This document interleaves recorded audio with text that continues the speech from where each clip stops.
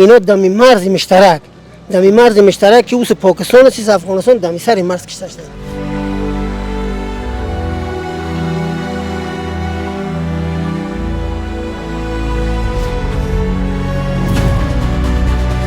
شنیدیم که مثلا موقعیتی که شما پایین میکردین تقریبا او طرف مرز بود. بله یک تاش در مرز پاکستان، خاک پاکستان بود. خاک پاکستان 20 متر پایان بود دیگه. مادرش ناو دیدی که زیر خلوش 2 نفر گرفته برد برادر میشه وظیفه کردگی چند طول غلطی بود.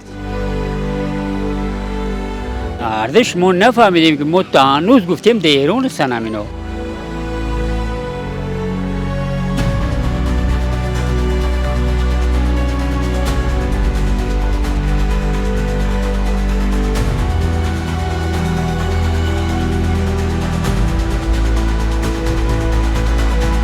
کی هستن که کارا رو میکنن همین نظم مختل میکنن مشکلات را پیدا میکنن؟ ولی شاید پاکستان باشه دیگه، دست پاکستان است.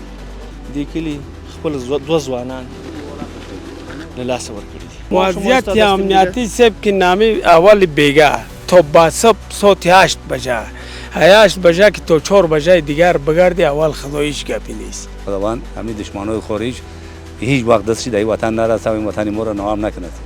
دم سری هم تیغه بود یک مایتش دم بالوی پوسته بود. بیا اندازه خدا راسی دم طول سال ما رو میره دمی امورا دیدیم.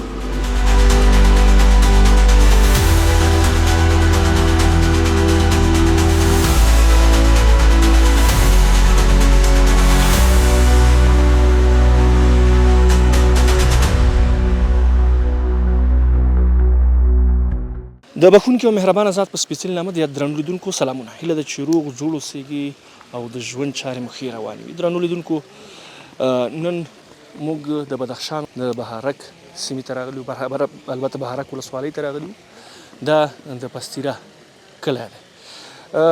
دلته راتګ هم زموږ له دې ډېرو دلایلو سره عمل ده. یو دلیل خو دا ده چې ځینې داسې راپورونه د مغرضو رسنیو لخوا نشر شو چې ګواکې دلته په بدخشان ولایت کې یو څه امنیتي ستونزې رامنځته شوي دي او راپورونه هم زه د نقیضو خپلو معلوماتو کې هم دوی یو څه تضاد درلود. موږ غوښتل چې دلته راشو عملا د دې سیمې څېره تاسو ته انځور کړو، د دې خلکو سره وغږېږو او په هغو موضوعاتو هم ورسره وغږېږو چې دلته موجود دي.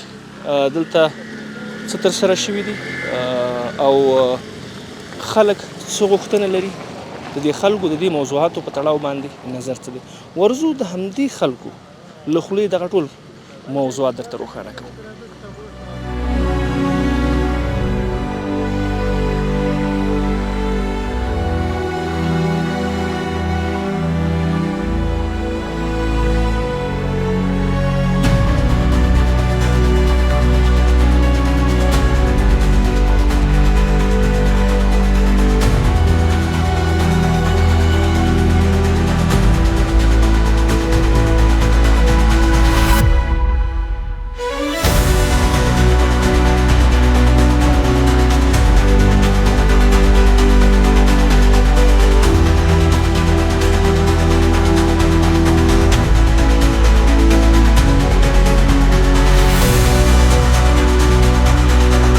درنو لیدونکو بیا هم درته ښه راغلاست وایم.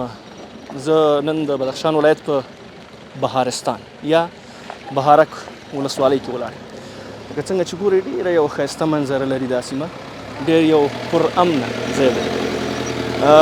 د دې سیمې منظره چې وګورئ، ښکلاوې وګورئ او د دې خلکو ژوند دغه د اوسېدو طریقه نو واقعیت هم ډېر له خوندونو نه ډک دی. خو له بده مرغه چې ځینې خلک کوښښ دا کوي چې دغه امن اخلال کړي او دلته ستونزې او مشکلات پیدا کړي او دلته د خپلو ګټو لپاره نور خلک په ستونزو کې واچي او دغه امن چې دلته موجود دی او دغه ښکلا چې دلته موجود دی او دا خلک د دې هوا نه چې ګټه اخلي دې کې ستونزې پیدا کړي د خپلو ګټو په خاطر. زه کوښښ کوم چې د دې سیمې له اوسېدونکو سره وغږېږم. دلته یوه څو ورځې وړاندې یو ستونزه را پیدا شوې وه، یو مشکل را پیدا شوی. کوښښ کوم چې په دې موضوعاتو باندې وغږېږم. شاید ځینو رسنیو کوم تصاویر چې خپاره کړي شاید هغه حقیقت ونه لري. غواړم چې د دې سیمې له اوسیدونکو سره په همدې موضوعاتو باندې خبرې اترې وکړو. السلام علیکم ورحمت الله. سلام علیکم سر. کاکا جان خوب هستید؟ شما خوب هستید؟ بخیر هستید؟ صحتتون خوب است؟ خوش آمدین به وطن زیبا. بخیر باشین، زنده باشین کاکا جان. می که می آمدیم می وطن زیبا را که می دیدیم، همین منطقه را که می دیدیم، درخت‌ها را می دیدیم، هوا را می دیدیم، من یک رقم حریص به شدم که ما چرا تو هوا را نداریم در منطقه ما. بسیار یک هوای زیبا و بسیار یک فضای خوب. بله سر. مردم میاد اینجا به تفریح برای چکر زدن از ولایت‌های دیگه یعنی؟ بله میاین سر. خب از کل ولایت افغانستان میاد. کل ولایت‌ها میاد. بله سر. کاکا جان ما اینجا که میامدیم از یک حادثه خبر شدیم. درباره او حادثه اگر برای ما بگوین که یک حادثه دلخراش بود. امی جوانایی که دمیجا فریب خورده بودن آمده بودن و فعلا هم خانوادهش بسیار غمگین هستند. درباره امی مردم اگر برای ما بگوین و درباره امی قضیه. اول بسم الله الرحمن الرحیم. عبدالخلیل حفیظی هستم از ولایت ولسوالی بارک ولایت بدخشان. دیگه درباره از اینا سب اینا پشت یک لقمه که به پدر و مادرمون ما غریبی کنیم روان کنیم در جو پدر و مادر ما راحت باشه. دیگه مدتی 10 سال میشه امی شهید الله که رفته بود. این چیزی کم 10 سال میشه که رفته به ایران و پدر و مادرش به امید است که بچه‌م در ایران است کار میکنه و من پیسه روان میکنه. روزی شد که روزی پنجشنبه گذشته. روزی پنجشنبه گذشته اول آمد که بچه در خانه کشته شده است. این بیچاره خشم در شیوا بود، از شیوا تاشید و ایجا سب مهربان نفر گرفتیم با رای کردیم میتای از اینا را آوردن و دیگه یکی دیگه‌شون به نام رامین عبدالجبار. اونم این شکل با امید بود که بچه‌م در ایران است، مثل مهربان بچه‌م پیسه رای میکنه. هر روز یه زنگ میزنه که بچه‌م پیسه رای که مدت یک وقتی که همی پنجشنبه کشته شد در بندر توپخانه باز همیجا پدرش گفت که یک ماه میشه تلفنش گل است. یک ماه میشه تلفنش گل است. دیگه اون شاید دیگه ما نمیفهمیم که با پروردگار معلوم که اینا را کسی بازور آورد یا بخشی بر عزت خدا آمدن. اینا می رضای خدا بود یا کشته شدن. خب یعنی خانوادهش خبر نداشتن که یا آمدن در پاکستان هستن یا پلان ندارن؟ بله نه خبر نداشتن. خب از این خبر ندارن کسی که پلان کی حادثه رخ داده؟ کسی خبر نداشت که از کدام طریق فعلا معلومات نشده که از کدام طریق آمدن. اینا جناب از ایران کسایی که اینولی فرض مثال امی شهید الله یک برادرش در ایران است. امی شهید الله امی برادرش که ایران است ایران زنگ زد به جا که امینا رفته بودن پاکستان. امینا چند روز پیشتر رفته بودن پاکستان و در پاکستان اینا کشته شدگی سن. در جنگ کشته شدگی سن برید مردش نبرید. این اول معلوماتی را که به ما دادن امین نفرای ایران من داد. خب این در پاکستان کشته شده بود یا در مرز افغانستان؟ کسایی که رفته بودن در سر میت اینا در مرز مشترک. در مرز مشترک که اوس پاکستان است افغانستان در سر مرز کشته شدن. خب باز جنازه‌اش چطور انتقال دادین؟ شما رفتین؟ جنازه‌اش هست ما باز اجازه گرفتیم از امارات اسلامی. باز اجازه گرفتیم گفتیم که با ما می رقم حادثه رخ داده است. گفتن خیلی که حادثه رخ داده است دیگه هر کس میتونه که برای میت بگیره بیاید. باز ما همینجا موتر کیرو کردیم نفر گرفتیم رفتیم میتاشون آوردیم. خب یعنی ریش سویدای از این منطقه. بله اون این قریه به نام چی یاد میشه؟ این قریه به نام پستیرا. خب باز همکاری داشتن در انتقال میت امارات اسلامی چطور؟ امارات اسلامی با ما واقعیت بسیار همکاری کردن. دروغ چی بگیم که خدا در تای سر حاضر است. با وجودی که یعنی اونا دشمن گفته آمدن سر اینا ترس کردن خچون کشته شدن. پس امینا صاحب مهربان با ما بسیار همکاری درست کردن. حتی همین مردار قیما صاحب مهربان او امو که کو تا کردن به موتر آوردن به موتر رسوندن و بار کردن. دیگه نفرای ما را چای دادن نان دادن. با رخصت من کردن بسیار با قبا قواس خط من دادن که دایش پوسه به شما کسی مزاحمت نمیکنه میتاتون رو برید. حاجی صاحب محترم درباره خانواده‌اش اگر برای ما صحبت کنین. جنازه فامیل دارن پدر جان و مادر جان در چه وضعیت است؟ پدر جان و مادر جان دیگه جناب خدا جانشون نمیگیره دیگه. پدر جان و مادر جان فقط به اجازه خدا زنده است. ما شما هم مگه اولاد دیدیم. اولاد سخت است.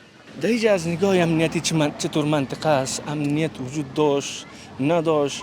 مثلا به نظر خودت همین کارا را که میکنه کیا میکنه چرا میکنه؟ این فعلا هم که شما صحبت دار میکنین درباره همین فامیل که صحبت میکنین یک فامیل بسیار بیچاره است و مردم قبلا هم از این طور مردم استفاده کردن. دمی وطن ما مدت خیلی وقت است که کدام هیچ مشکلی از کسی نداریم.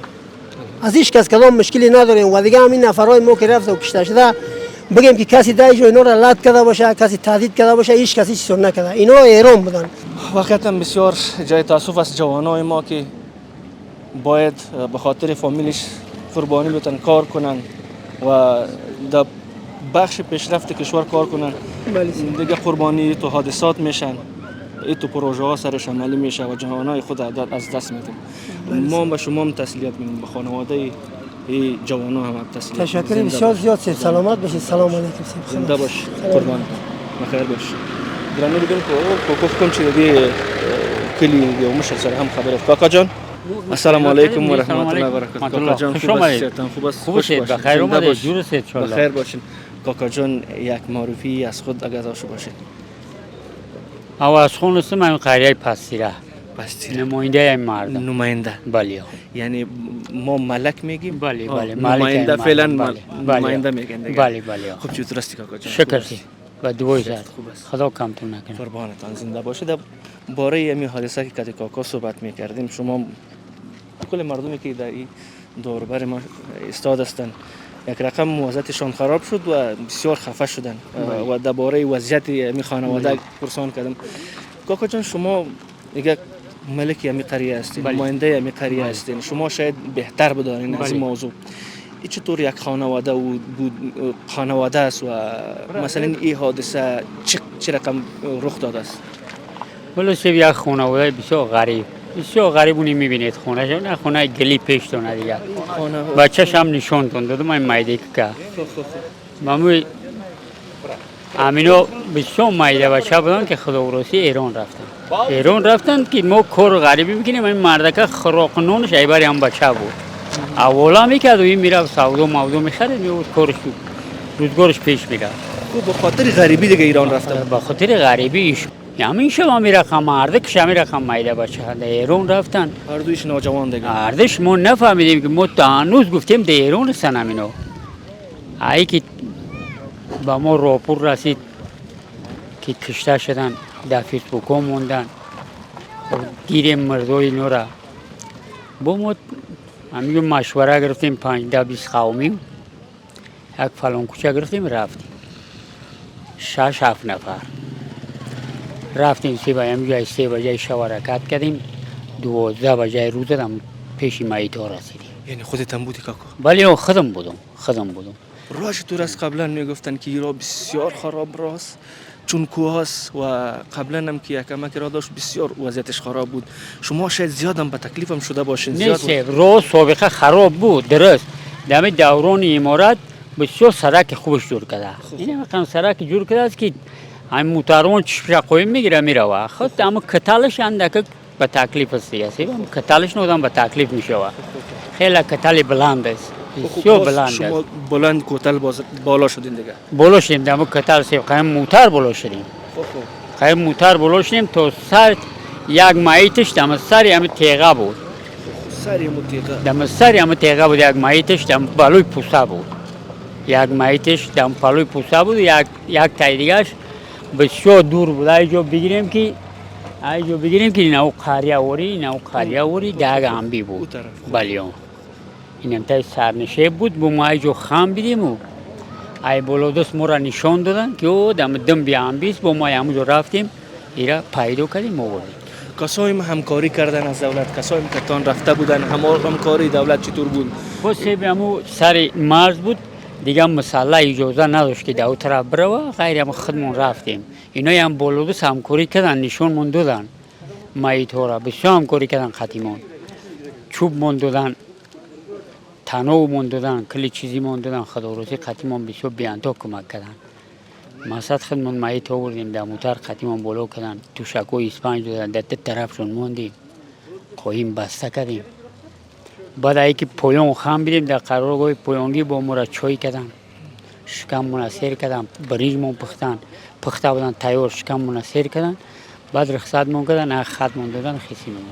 یعنی کسی که اذیت تان نکنه خط دادن که مشکل پیدا بله از کسایی که ما می اومدن شنیدیم که مثلا میتی که شما پایین میکردین تقریبا او طرف مرز بود بله تقریباً یک زمین کش در مرز پاکستان خاک پاکستان بود خاک پاکستان 20 متر پایان بود دیگه باز مرز چطور ما شما. تونستین که او را بیارین ایم بالا گفتم همکاری مون کردن دیگه ما را کسی چی نگفت نه اونایی چی گفتن نه اینا رفتیم آوردیم کاکا جان قبلا هم از این تو موضوعات پیش آمده که مثلا یک کسایی که بیرون خارج جوانای ما که رفتن کسایی دیگه با بهانه‌های مختلف مثلا وارایی کنه و اینجا بیایی تو کارا را پیش انجام بدن پیش آمده بود قبلا یا نه نیست نیومده بود دمی قشلاقیمون نبود همی گپ همی کسافتی و همی دتیک شد دیگه ای گپا نبود در وطنی ما چه فکر میکنی کاکا این کارهای کیا هستن فعلا هم که میبینیم بسیار یک منطقه آرام بسیار یک منطقه سرسبز بسیار یک هوای فضای خوب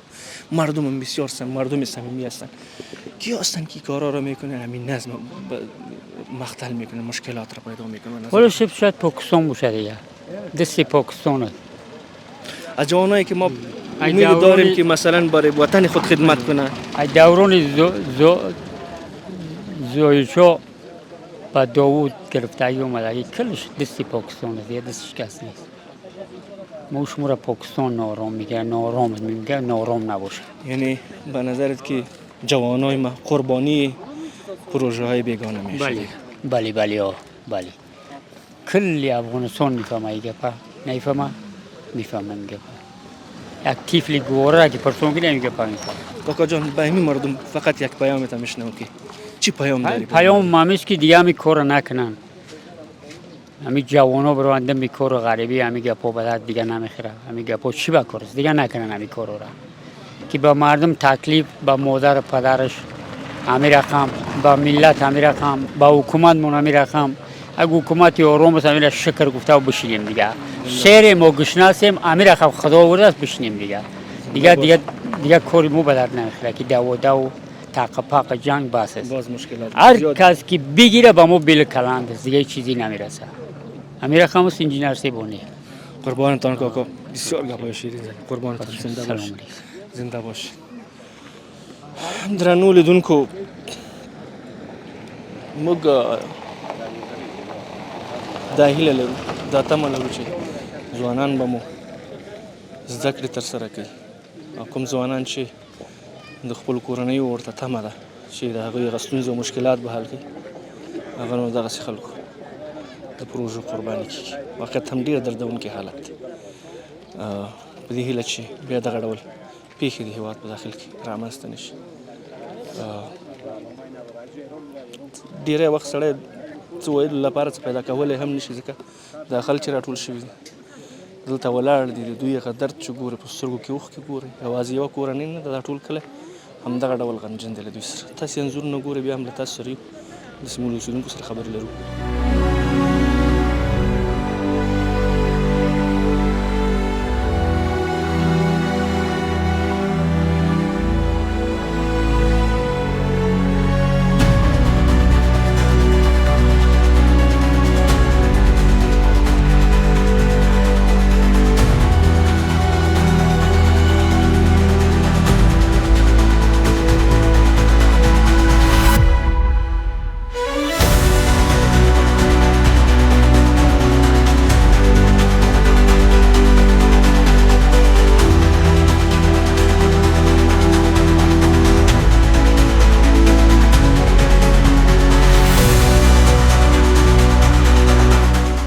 درنو لیدونکو بیا هم درته ښه راغلاست وایم همدلته په همدې پستیره کلي کې ولاړ یم تاسې د دې سیمې انځورونه وکتل یوه ډېره غرنۍ سیمه ده او د خلکو هغه ژوند چې وګوري یو ډېر غریبانه ژوند ده او دلته چې کومه حادثه رامنځته شوې په هغې باندې هم موږ وغږېدلو ځوانان راسره ولاړ دي د دې سیمې مشران راسره ولاړ دي له دوی سره به هم خبرې اترې کومه واقعیت هم له هر یو ورور سره چې درېږي په دې کلي کې ډېر دردمند دی او ټول د خفګان اظهار کوي علت یې هم همدا ده چې دې کلي خپل دوه ځوانان له لاسه ورکړي دي او هغه ځوانانو چې مخکې به له دوی کاکاګانو دې ځوانانو سره او دې مشرانو سره به دلته ناسته پاسته کوله خو اوس د دوی په منځ کې نشته دی او داسې دسیسې ښکار شوي دي چې ویل یې هم شاید یو څه ستونزمن غواړم له دې ورونو سره خبرې اترې وکړو. السلام علیکم. سلام علیکم بیادر جان، خوب هستین؟ خیریت شه باران.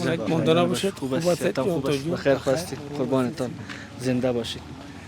چطور هستین بیادر؟ شکر سه بخیر باشین، زنده باشین، سه آرام باشین، بخیر باشین. سه نامتان بیادر؟ نام ما خلیفه آقا سه. خلیفه آقا. از امی پستیرا است. بله، قریه پستیرا و رسوالی بارک. رسوالی بارک. بله. ما بیشترم صحبت کردیم درباره همین حادثه. چند بیادر دیگه ما بودن صحبت کردیم. فقط میخوایم بیادر بفهمم که وضعیت همین فامیل چطور است، قبلا چطور بود و فعلا هم که میبینین حادثه که رخ داده چه قسم است. همین قریه‌ای که ما آمدیم مردمی که تشان صحبت میکنیم مثلا کلا غم دیده بودن، همهشان مثلا اشک در چشمایش معلوم میشه. بله. چون کسی که اینجا فعلا که در بین شما نیست، قبلا اینجا شاید کدیشان زیاد زندگی کرده باشه، شاید ازشان خاطراتی داشته باشین.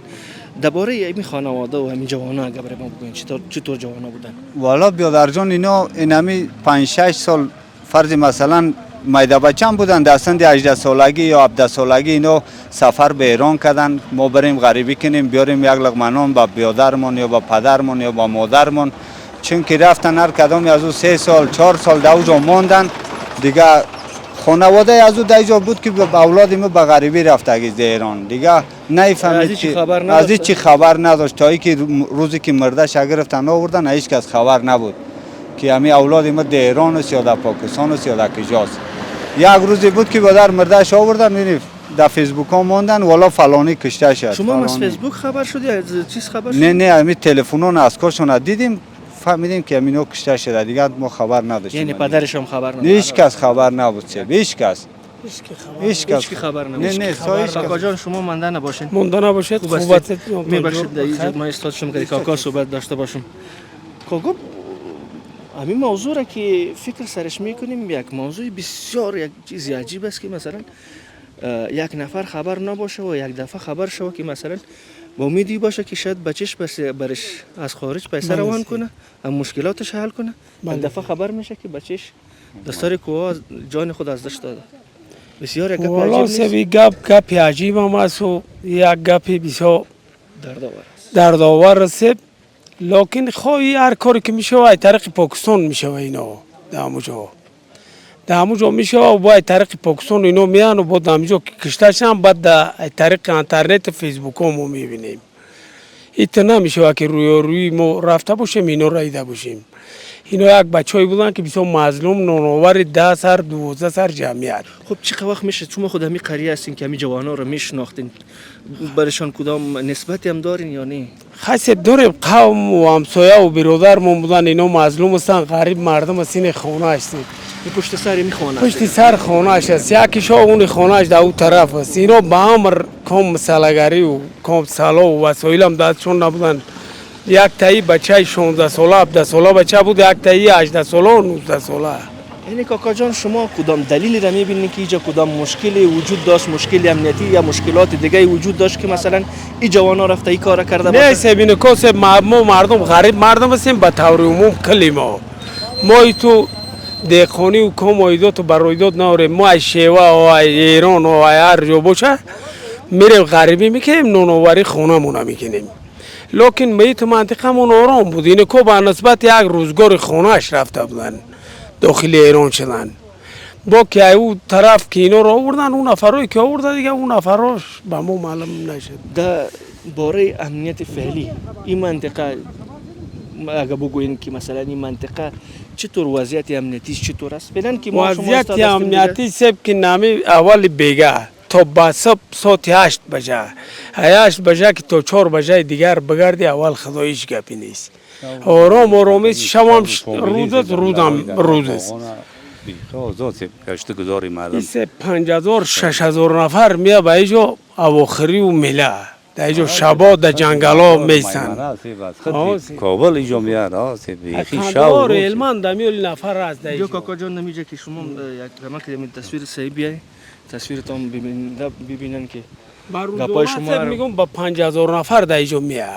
یعنی هیچ مشکل نیست، هیچ نگاه هیچ مشکل مشکل نیست. موجود نداشت. ای پشت خدا کنه که روزگار خوب. یک روزگار پیدا کنه این جوانان دیگه. آها. توکل به خدا. کاکا جان توکل. نام شما چی است؟ عبدالعلیم سیب عبدالعلیم. ماشینده می خیلی پاسیر است. امی پستی رو. بله آسیب. از امی قرار بابا وجداد دیگه در امی قریه بوده. ما آسیب بله آسیب همونی که ما خودشون رو می‌بینیم پاسیر است. پستی رو یعنی ما هم در قریه که می هستیم زندگی میکنیم، در جایی که زندگی میکنیم بله، باش آسیب، میکنیم، آسیب. زمین داریم دیگه. بله، از پدر و پدر کلاناز. ما که از خیلی نموز زادگاه ما هستیم. زادگاست. کاکا جان درباره همین منطقه برای ما بگوین چطور منطقه از پستیرا همین قریه که ما شما استاد روبرو هم که میبینیم یک قریه خیلی بسیار ملنگا سبز. میگن سه بود بسیار ملنگا سبز. میگن سه بسیار خیلی سرسبز سه بسیار خیلی این طرف هم قسم است دیگه. بله آسیب این میزه دریاست بسیار یک جای آزاد است که بوجا مسته این فامیلی ندار منطقه میاسی بوجا خیمه میزنن شو روز هم قلتیدگی است ما کاکا که همین قریه رو میبینیم و همین موضوع رو میبینیم، همین موضوع رو که فعلا میبینیم که فکر میکنم که مردم دیگه چشم ازی را نداره که این منطقه ما همین قسم ببینیم. والا همین گپی شماست باور که اگه همین مردم برای ببینی شو کاز همین کات پرتون نمیکنه که تو از کجا چی چی میکنی با وجودی گروه فامیل هم از خانه هم از مردم دور از کشاورزی هم داریم نمیگه که همین زمینه ما رو لغت میکنی یا میوه ما تلف میشه این گپا نیست بسیار خدا شاهد از قطعشون همه برادر مثلی و یک چیز دیگر هم اینجا شاهد شدم دیدم که شما بسیار یک صمیمیتی زیادی دارین در اینجا که ما که شما استاد شدیم که امیر سفیده و جوانان بسیار مردم صمیمی هستند بسیار زیاده بسیار به اندازه خدا برسیم ما مردم گفتیم که در همین روایت هم بگم که همین ما فقط از پروردگار از همین مراد ما خوشی اونمیست که همین رومی را در همین وطن آوردم و دومی که خداوند همین دشمنای خارج هیچ وقت دستش در این وطن نرسه و این وطن ما را نام نکنه که ما مردم برادر میشیم با مو آرامی برادر میشیم و این حادثه نشاننده دهنده است که مردم نمیخواد بله این خیلی گپی هم است این همین گپ همین جوانی که فعلا که در بین ما شما نیست این همین کارهای کسایی است که میخواین که پروژه دیگران را عملی بسازند و در اینجا مشکلات پیدا کنند شاید بچهای خودشان در امن باشد چوکیای نرم باشد همین رقم است این اول پدرش این همین آدم است باور به خدا بکنید تا بال سالا را بعدش گرفت اگه چی جایی که برای در سنگر جنگ کنه مردم میره رو 5 سال برادرش در نظام برادرش رو درس تعلیم میخونه بعد از او برادر سالا را میده بعد برادر چی میکنه ما خدمت دوره عسکری دوره نجیب کردیم سه برادر ما امور تاکتیکی عسکری 3 مرمی داشتیم میرفتیم سری ما قایم 3 مرمی برادر میشی نظام برادر میشی تعلیم میداد خیر برادر سری کار بدر که برادر سنگر بشون رو چی بفهمه که سنگر چیز برادر جنگ چی رقمه جنگ از خودش تاکتیک داره جنگ از خودش برادر یک نظام داره قانون داره که برادر بفهمید فعلا هم که این موضوع را فکر میکنم زیاد موضوعات در ذهن ما میگرده جوانایی که پشت ای رفته بودن که مشکلات خانوادهش حل کنه یک لقمه نان حلال پیدا کنه دیگه قربانی دسیسه های کسایی شدن که خودشان در چوکی نرم شدن بله او همین رقم است ولی او چی پرو داره اعضای دلی خانواده چی قبول داره که اوی خانواده والله قسم بخورم که پیسه کفن همین آدم نداشته که همین آمد از مرا میگه استاد ما چی کنم خلیفه پیسه همین کفن من ندارم این ولی شما قضاوت بکنید که ای کده گپ هم میگیمش دیگه هم هست که برادری میشه اداری بین نداشته که مدرکه برای کفن بیاره در اولادش بپوشونه این ایت نفر است که خدا شاهد است که گپ هم دروغ نمیگم براتون که والله هم پیسه کفن نداشته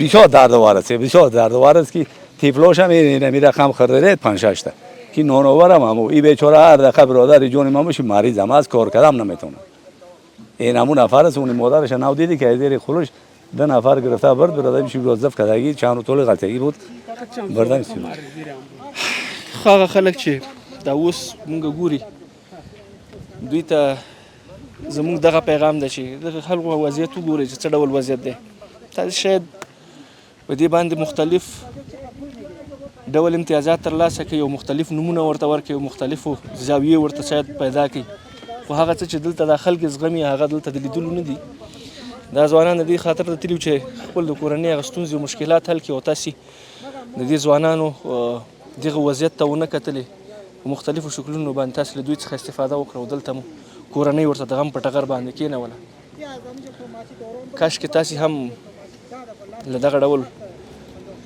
موضوعاتو سره مخامخ شي چې د دغه کورنۍ هغه درد تاسې هم درک کړي.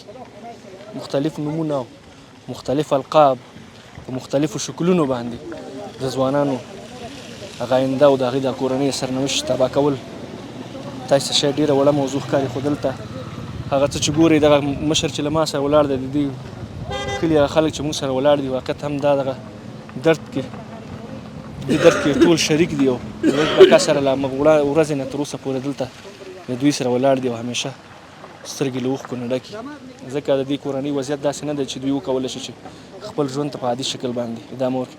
کاکا جان بسیار زیاد تشکر، بخیر باشین. فقط یک پیام کوتاه اگه داشته باشین برای بیننده های ما، کمره ما در خدمتتون است. پیام دیگه ندارم، فقط ما از خداوند خواهان هستیم که پروردگار همین امورات اثر ما نگیره، همین امورات به ما بی اندازه خدا رسید. در طول سال ما آرومی را همین امورات دیدیم که ما همین شخصی قدم هم مزار میرم، کابل میرم، هر سنی که میرم خطی سیاست ما را همین خراولا همین پرسان نمیکنه که از کجا هستی کجا میره. ما از پروردگار خواهان هستیم خداوند همین حکومت پایدار داشته باشه و خداوند مهربان همین را سر ما نگیره. قربانتان، زنده باشین کاکا. درنو لیدونکو، مشرانو خبرې تاسې واورېدلې. شاید د خفګان نه ډېرې خبرې سړی و هم نشي کړلی. دلته د کورنۍ وضعیت ډېر دردونکی وضعیت دی. دغه ځوان پلار هم هلته موجود دی، ولاړ دی. واقعیت هم یو ډېر دردونکی حالت دی. هیله مو دا ده، ارزو مو دا ده چې بیا دغه ډول ځوانان زموږ په مختلفو نومونو باندې خپل ژوند له لاسه ورنکړي. هغه څه چې دلته موجود دي هغه باید هیوادوال په خپلو سترګو باندې وګوري. هغه څه چې په ځینو رسنیو کې خپلو ګټو لپاره نشریږي، افواهات، شایعات، د دې څخه ډډه وکړئ. هغه حقیقي تصویر چې دلته موجود دی دلته باید تاسې مراجعه وکړئ او په خپلو سترګو باندې وګورئ چې دلته څه موجود دي، دا خلک څه ډول خلک دي او د دوی سره څه ډول کار ترسره شوی. درنو لیدونکو، په دې هیله چې ستړي شوي را سره نه اوسېږئ او تر دې مو زموږ خپرونه کتلي. خپرونه په همدې ځای باندې پای ته رسېږي. تر بلې مو الله مل شي.